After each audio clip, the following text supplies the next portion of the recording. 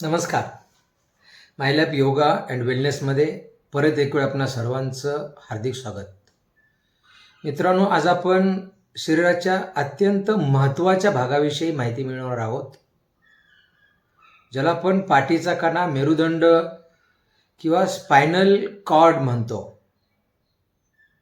याच्यामधला सगळ्यात महत्त्वाचा, सगळेच महत्त्वाचे आहेत, परंतु त्यातल्या त्यात महत्त्वाचा सर्वायकल स्पाईन याविषयी माहिती बघणार आहोत. योग ॲनाटॉमीमध्ये हा सगळा भाग येतोय. हे कशासाठी आपण व्हिडिओ बनवतोय, तर बऱ्याच वेळा आपण पाठीमागं 2 व्हिडिओ बनवलेत. आपली सर्वायकल पेन किंवा मानदुखी होते, त्याचा त्रास, त्याचे कारणं, हे सगळे आहे. परंतु ह्या सर्वायकल स्पाईन म्हणजे काय आहे, त्याचबरोबर त्याच्यामध्ये किती मणके येतात, त्याचा कार्य काय प्रत्येक मणक्याचं, आणि याच्यामध्ये बिघाड झाल्यानंतर आपल्याला कसा त्रास होतो हे बघणार आहोत. तर सगळ्यात महत्त्वाचं सर्वायकल स्पाईन, याच्यामध्ये एकूण आपल्याला 7 मणके येत आहेत. ह्याला आपण C1 आणि C1, C2, C3, C4, C5, 6 आणि 7 या प्रत्येकाचं कार्य काय आहे ते बघणार आहोत आपण. C1 ज्याला ॲटलास म्हणतो आपण, ही जी आपली कवठी आहे किंवा डोकं आहे, डोक्याला आधार देण्याचं काम हे C1 किंवा सर्वायकल 1 करतं. तर त्याचबरोबर आपण एखादी गोष्ट विचारल्यानंतर हो म्हणतो किंवा होकार देतो, अशी मान हलवतो ना आपण, तर मान अशी होण्यासाठी C1चा आपल्याला उपयोग होतो. त्याचबरोबर C2 याला ॲक्सिस म्हटलं जातं. ॲक्सिस म्हणजे काय, C1 सोबत डोकं उजवीकडे व डावीकडे फिरवण्यासाठी किंवा वळवण्यासाठी C2चा वापर होतो.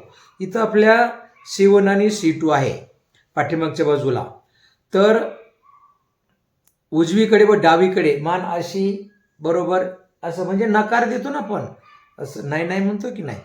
एखादी गोष्ट आपल्याला आवडली नाही किंवा एखादं काम करायचं नसेल तर आपण नाही म्हणतो, आणि आवडीचं काम करायसाठी हो म्हणतो. म्हणजे ॲटलास आपल्या कवटीला डोक्याला आधार देण्याचं काम करतो. त्याचबरोबर डोकं वर खाली करण्यासाठी, होकार देण्यासाठी C1 काम करतंय. C2 ज्याला ॲक्सिस म्हणतो, उजवीकडे व डावीकडे मान वळवण्यासाठी किंवा नकार देण्यासाठी आपण, हे C1च्या मदतीनं काम करतं.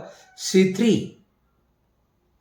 मानेच्या हालचालीमध्ये मदत करतोय. आपला डायफ्रामच्या मज्जातंतूशी, ज्याला आपण फ्रेनिक नर्व म्हणतो, याच्यामध्ये मदत होते. बघा, आपण श्वासोच्छवास घेतोय, फुफ्फुसाची हालचाल होते, आपण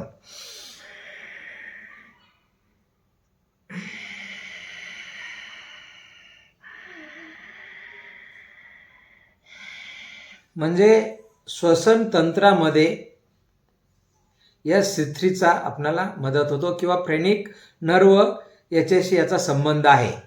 श्वासोच्छवास म्हणजे इनहेल आणि एक्झिल, श्वास घेणं आणि सोडणं, याच्यामध्ये C3 या मणक्याचा आपल्याला उपयोग होतो. त्याचबरोबर C4 मान स्थिर ठेवणं.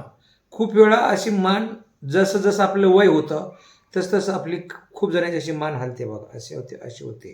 तर मानेला स्थिर ठेवण्यासाठी, त्याचबरोबर या हालचालीच्या, मानेच्या हालचालीमध्ये मदत करण्यासाठी, त्याचबरोबर श्वसनासंबंधी मज्जा संस्थेच्या कार्यात C4 याचा वापर होतो. त्याचबरोबर C3, C4 आणि C5 याचा एकत्रित संबंध. आता C5चा संबंध आपले खांदे जे आहेत, ते खांदे आणि हाताच्या हालचाली होतात, काय मनगटाच्या, बोटाच्या. तर C5 खांदा आणि हाताच्या काही हालचालीसाठी मदत करतात. हात उचलण्यासाठी आपल्याला स्नायूच्या, आपण डेल्टॉइड म्हणतो, हे डेल्टॉइड नर्व सप्लायसाठी याची महत्त्वाची भूमिका आहे. म्हणजे खांदा आणि हाताच्या हालचालीसाठी आपल्याला C5 ची मदत होते. C6 मनगट आणि हाताच्या काही हालचालीशी संबंध आहे याचा. अंगठा व तर्जनी या भागातील संवेदनाशी संबंध आहे. खूप वेळ आपल्याला खांदा दुखतो, हाताची बोटं दुखतात, मनगट दुखतं, तर याचा संबंध आपला सर्वायकलच्या C6 या मणक्याशी आहे. म्हणजे खांदा आणि हाताच्या काही हालचालीशी संबंध C6चा येतो. हात उचलण्यासाठी, त्याचबरोबर डेल्टॉइड नर्व सप्लायसाठी याचा उपयोग होतोय. त्याची महत्त्वाची भूमिका आहे. आणि मनगट आणि हाताच्या काही हालचालीशी संबंधित अंगठा आणि तर्जनी या भागातील संवेदनाशी संबंध आहे. आणि C7 मान आणि छातीच्या मणक्यातील. आता मान, इथं मान आहे आणि इथं आपली चेस्ट आहे, छाती आहे. या छातीच्या यांना जोडण्यासाठी, त्याचबरोबर हाताच्या बोटांच्या हालचालीसाठी संवेदनाशी संबंधित मज्जातंतूच्या कार्यात याची महत्त्वाची भूमिका असते. बघा परत C1 काय सांगितलं तुम्हाला? डोक्याचा आधार देणं, डोक्याला आधार देण्यासाठी. C2 डोकं आपलं फिरवण्यासाठी. त्याचबरोबर C3 ते C5 मान व श्वसनासंबंधी. त्याचबरोबर C5 ते C7 खांदा, हात आणि बोटांच्या हालचालीसाठी याचा उपयोग होतो आपणाला. मानेच्या मणक्यामधून जाणाऱ्या मज्जा रज्जू किंवा स्पायनल कॉर्ड ज्याला म्हणतो आपण, त्या नसामधून हात, खांदे आणि शरीराच्या इतर भागासाठी आधार देणारा हा मानेचा भाग आहे, ज्याला आपण सर्वायकल स्पाइन म्हणतो. मित्रांनो, ज्या वेळेस आपणाला मान अशी वळवता येत नाही किंवा हो म्हणता येत नाही, खांद्यामध्ये त्रास असतो, मनगटामध्ये, बोटामध्ये त्रास असतो, हात उचलत नाही, आपण म्हणतो काय झालं असेल, हातामध्ये प्रॉब्लेम, पण याचा संबंध आपल्या सर्वायकलशी आहे, सर्वायकल स्पाइनशी आहे.